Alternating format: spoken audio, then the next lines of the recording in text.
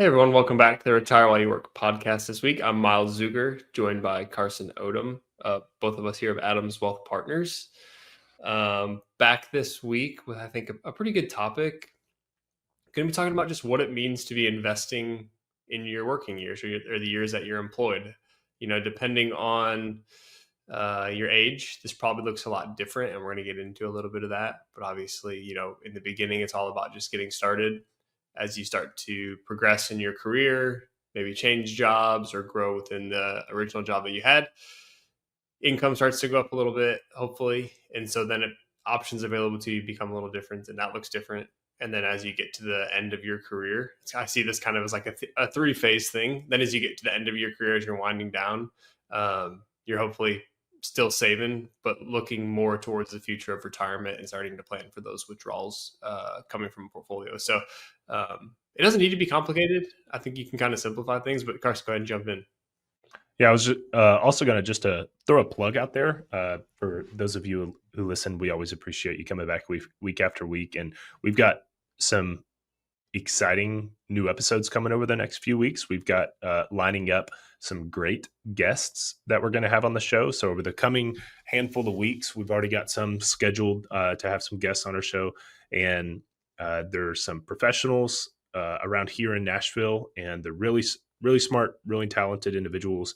And we're going to try to keep the episodes relatively short, around that 20-30 minute mark, but it should be some great information. So be sure to tune in over the coming weeks. It should be some great episodes. Let us know. We can try and find some. Yeah. We have a lot of connections and resources in right. town. So if you want to connect us with somebody who you may think may be good for the podcast, or if you have a topic you want us to cover, we can try and find somebody to help out with that. Yeah. So let us know. I like it. But no, I think, investing while you're working, employed by someone, and you're starting to invest, and how and what that approach looks like is different based on the stage of life. So I'll make the case, and I can start with my personal history, how I got started with investing, and we can kind of connect that to someone in their early 20s. Maybe you're just out of college, those first few years of working, what your savings might look like. So for me, I while I was in college, I opened up a Roth IRA. That was my first form of investing, was through a financial advisor at Raymond James. A Roth IRA, I started with $250, and then I sprinkled, I think it was 25 or $50 a month into that Roth IRA. It wasn't a lot, but it was doing something. And that's something I appreciate about myself, is actually committing to doing some sort of investing on a regular basis.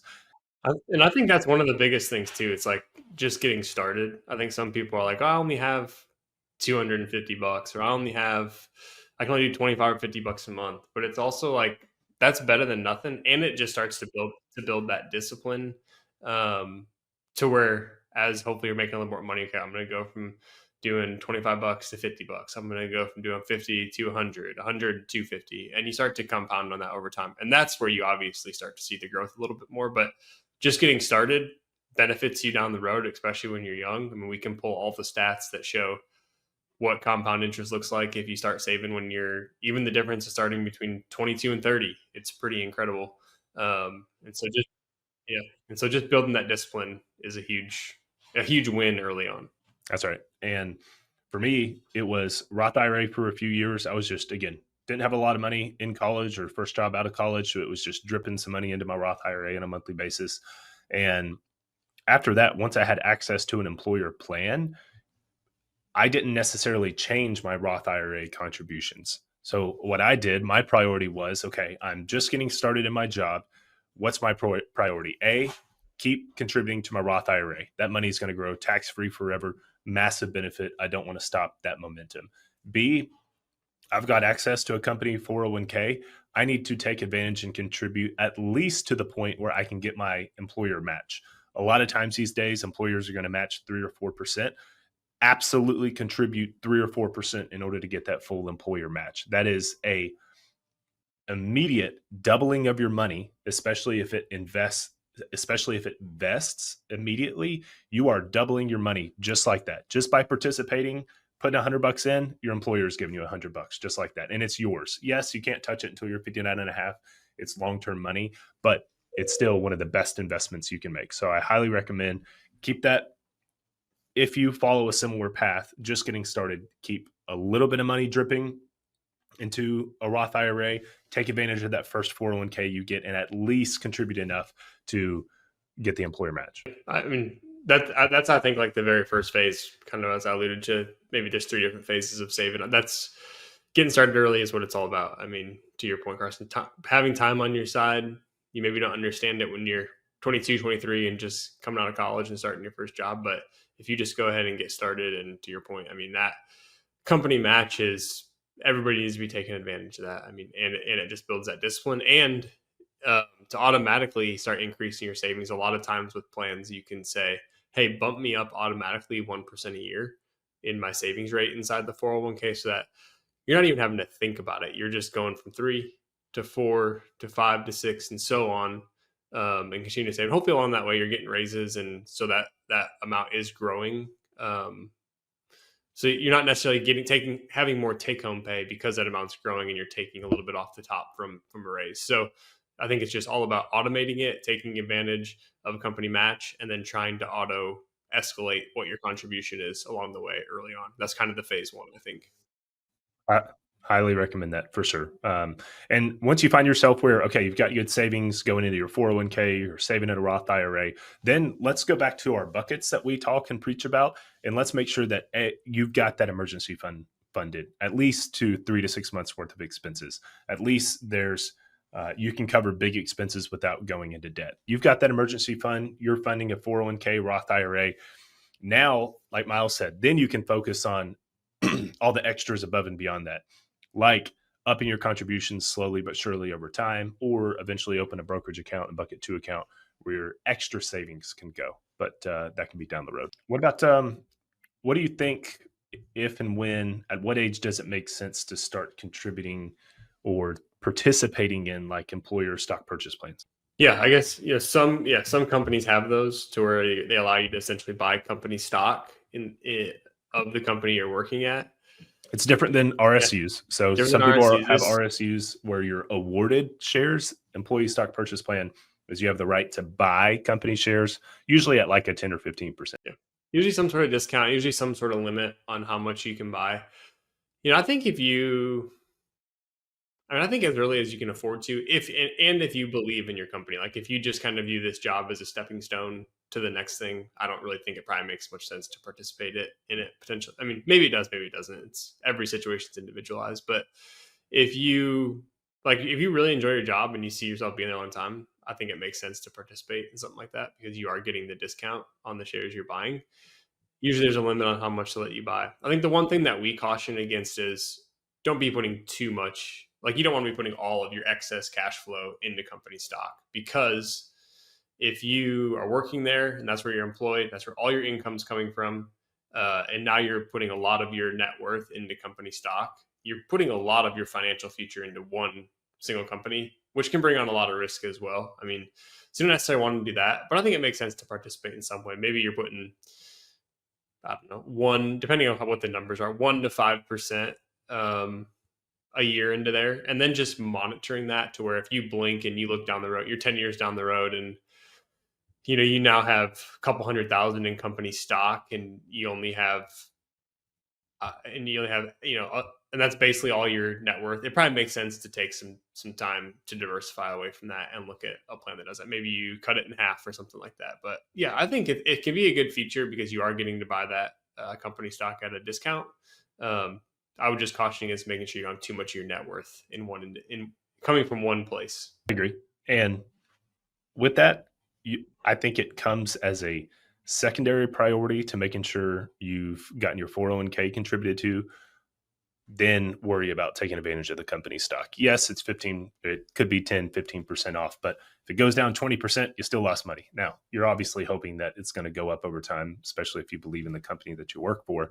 But I would even put it a little bit lower on the order of, like, I would say make sure you have your emergency fund, 401k, and you probably have started your own middle bucket outside of there, because sometimes that employee stock isn't fully liquid. Like it may only be liquid a couple times a year to where you can actually get money out of there. So if you ran into an emergency, it's either your cash that you've set aside in your emergency fund, just because you've set that aside doesn't mean it's liquid. So I would almost put that, I don't know, fourth or fifth kind of on the pecking order of where I would put that inside of especially a new financial plan for somebody getting started out. Yep, I agree with that. And then talked about it just a second ago, but then that brings up the topic of RSUs, which are a little bit different than employee stock purchase plans. Those are employee stock purchase plans are voluntary. RSUs are frequently incorporated into a compensation package. So you may have X base salary, but then 50% of your overall compensation could be tied up in RSUs or restricted stock units. And our philosophy really exists based on what Myles already said, which is don't become too overly concentrated towards that one position. RSUs are also where the term golden handcuffs come from, because you end up getting RSUs are granted to you. And what they look like is, the company you work for says, hey, here's 100 shares of stock, but you don't have access to them yet. They slowly vest over time. What those vesting schedules look like, it could be you get a fourth over the next 4 years. So after 1 year, you get 25% of the shares. The next year, you get the additional 25%. So you're slowly vesting more and more over time. But then as time goes on, and your tip maybe even getting awarded more each year to where exactly. It's like continuing to push that schedule further out. Exactly right. So then maybe the next year they give you 200 shares. So what ends up happening is you've got this snowball effect where mentally you're like, oh, if I just work one more year, look at that massive tranche of shares. If it's like 4 layers worth of RSUs that have been awarded in the past. But I think a broad, a general rule you could try to follow is diversify some as they vest.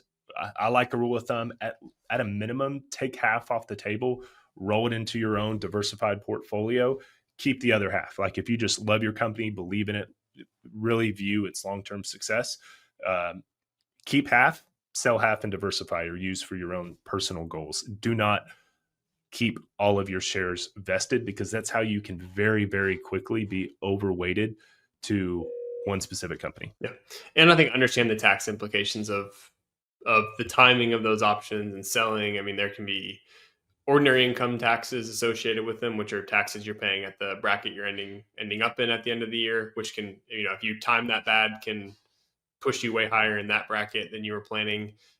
If you don't hold those shares for, a year, less than a year, if you hold them for less than a year, that can push you into that bracket. You want to try and get long-term capital gains, which means you've held it for more than a year to try and get those preferential tax treatments. So those are the tax treatment on that can be complicated. You should be working with somebody you trust just to help you walk through that. I agree. Yep. Let's see, that's RSUs, employee stock purchase plans. HSAs are another account that might become available to you through an employer. And the reason it might become available is you've got a high deductible health plan through your employer, which makes you eligible for an HSA. So HSAs also, sometimes you get a contribution from your employer. HSAs are triple tax advantage. They're a great benefit if and when you have medical expenses outside of just your normal health insurance premium. I think it's a great account to participate in. However, not above a priority of like a 401k or getting your emergency fund funded. So I would say if you have access to 401k, if you have access to employee stock purchase plans, have access to an HSA, it's not necessarily like a black and white, okay, here's the order that I would participate in, but definitely 401k would be at the top and then the others would follow. HSA, I might put above employee stock purchase plan. What do you think? Yeah, I think I would too, just because there are some different strategies around them. I mean, there's kind of two threads of how people use HSAs. I feel like there's the, hey, I'm going to make a contribution, and then this is my pool of money to use on medical expenses throughout the year. And I would add that, like, if you're somebody who's like into the health and wellness type thing, like they're pretty flexible nowadays. You can use those HSA buckets for supplements, vitamins. Oh, I've been looking at a home gym. Like you could literally use your HSA for a home gym. A lot of different things. So you may make a contribution into there, just say, hey, I get a tax deduction for this, but I'm going to turn around and spend it. And that's kind of how I use mine. I put money in it every year. I want to get the tax deduction, but then I kind of just like turn around and spend it on things. It's kind of like a little bank of health and tax-free money. Tax-free money. Yeah. Then there's the adage of, hey, because you can invest the money inside your HSAs typically. So some people will say, I want to invest this. I don't even want to touch it. I want this to be kind of like a second retirement account above my IRAs and 401ks, et cetera. So, prior to age 65, if you pull money out of HSA, it has to be for medical stuff, or you're penalized a 10% penalty on what you pull out of there, and you're paying taxes on it. After 65, it can be used for whatever, similar to an IRA. That 10% penalty goes away. You're just taxed on the money still as you're pulling out. So some people want to treat it as another bucket to really build up over time and have a lot of money in there. That's fine. I mean, that's one way to do it. I think getting started, you just have to decide, hey, how do I view this account? Do I view this as my annual medical spending account, or do I view this as I want to try and turn this into another retirement savings account? There's not a right or a wrong. It's just how you want to fit that into your financial plan. But I would agree with that. I think I would put the HSA if it's available to you, because you do need a high deductible plan to be able to participate in one, which is, I forget what the deductible, it's usually like around, if your deductible is more than 1,500 ish, it moves around a little bit every year. So, you have to have that to be able to participate in the plan. But yeah, I think I would put that above employee stock plans as well, if it's available to you. For sure. I think it might be $1,500, $2,000. It might be $2,000 or so, as long as it's above that. Nowadays, you're HSA eligible. Don't quote us on that. But I think with all of this, with the different priorities, the different options you're going to have through a workplace plan, the most important thing and the biggest thing that we would challenge listeners to do is do something. Just start. If you're thinking about investing, you haven't started yet, okay, the best time to start is now. So the thing with the stock market, it's not about, making the best stock picks. It's not about do broad diversification. There are access to great investment vehicles today that get you access to very high amounts of diversification. Get invested and start saving. That's the number one priority. And we will also come back to our buckets, where prioritize bucket 1, having enough cash in the bank for upcoming emergencies or expenses. Bucket 3, long-term money, that 401k stuff you can't touch till you're 59 and a half, and then fill in the rest in bucket 2 if and when you have extra cash flow. But there isn't an exact science. It's more of an art, which we're happy to conversate through that, and we're happy to be a resource if people have questions. And I think the only thing that really changes as you progress, like at phase 2 of your career, is that the numbers just hopefully become a little bit bigger, to where now there's a little bit more money to kind of allocate to these different pots and buckets. So maybe it gets to the point where you're maxing out your 401k, which there's annual limits to how much you can put in there, and you're maxing out your HSA, and you're putting money away into the company stock plan, and then you're putting money into your middle bucket and building that up. So it's just about making sure that you have every dollar working for you. Because in the end, what we've seen before is if people don't have a plan, that they've either working with somebody or they've laid it out themselves because they're very self-disciplined. They don't have a plan. A lot of times they just end up spending that money. Maybe it's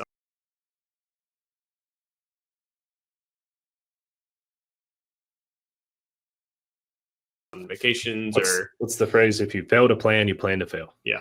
So maybe it's on vacations or lifestyle type stuff. And so I think it's always about, you may hear the adage, the reverse budget, to where you're paying yourself first, making sure that you're also covering all your monthly bills, and then leaving yourself kind of a discretionary bucket to go out and spend on yourself. But I think making sure you have that plan in place as those numbers grow, and working with somebody to help keep you accountable is another way to help set you up for success. I like that. Yep. Be consistent. If you haven't started, start now. Be consistent and just start somewhere. Even if it's $25 a month, do something. Your future self will thank you. Yeah, that would be my thing too. Is consistency is the biggest thing. So getting started, staying disciplined, and working with somebody who you trust, like us, or that you believe in, to help guide you along the way and keep you disciplined to that plan is going to yield some pretty good results that maybe it's hard to see today, but in 10, 20, 30 years, you'll start to definitely thank yourself for that. Thanks for joining us today. Like Carson said, we'll be back the next few weeks with some guests that we're excited about. So we look forward to that. And thanks again for joining us on Retire While You Work. We look forward to that. And thanks again for joining us on Retire While You Work. We'll see you then.